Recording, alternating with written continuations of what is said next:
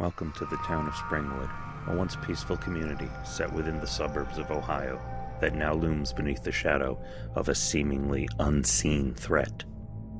For years, this town kept a dark secret that came back to haunt it in the strangest, most horrific manner imaginable.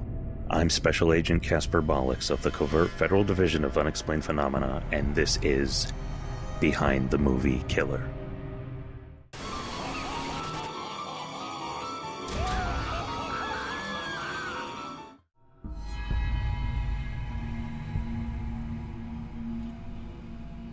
In 1968, Frederick Charles Krueger, an employee at the Springwood power plant, was arrested and charged with the murders of several local children.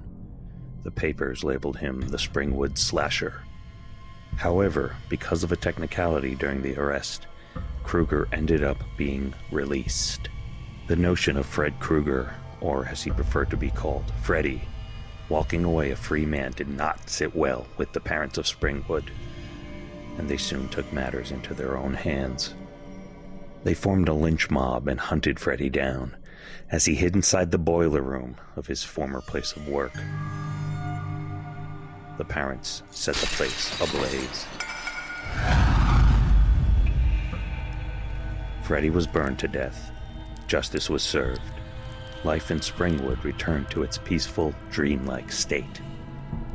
Then, 13 years later, the town woke up to a new nightmare.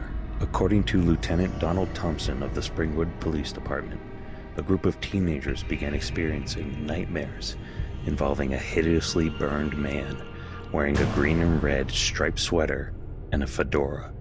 He also brandished a particular clawed glove. To Lieutenant Thompson's dismay, the description was a complete match for Freddy Krueger.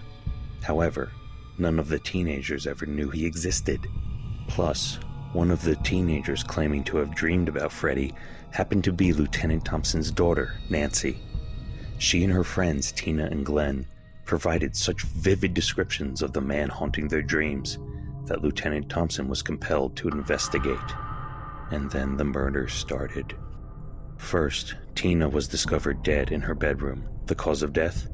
Several deep slashes across her body.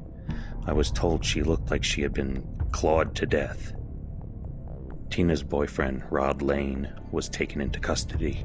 Hours later, Rod was found dead in his cell from an apparent suicide.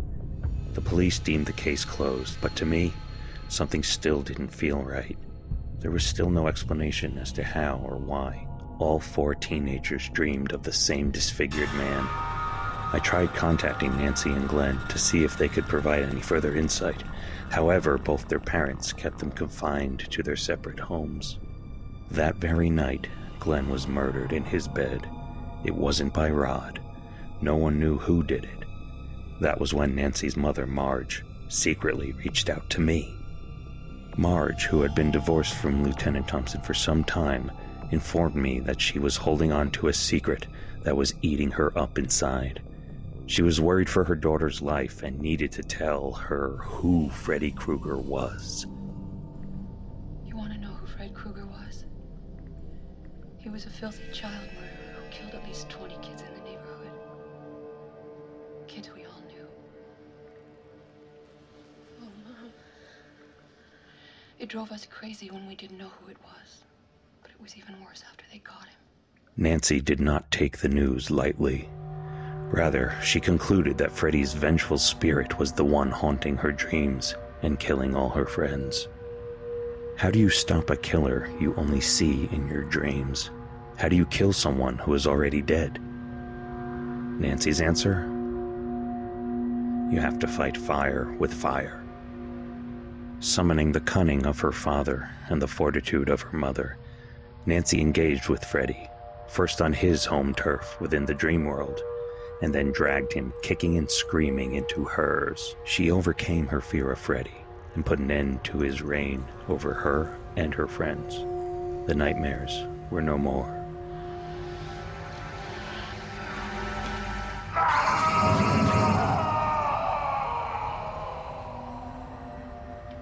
Shortly after my investigation in Springwood, I had a dream myself of Nancy and her friends, happy and safe. I think Marge was there too.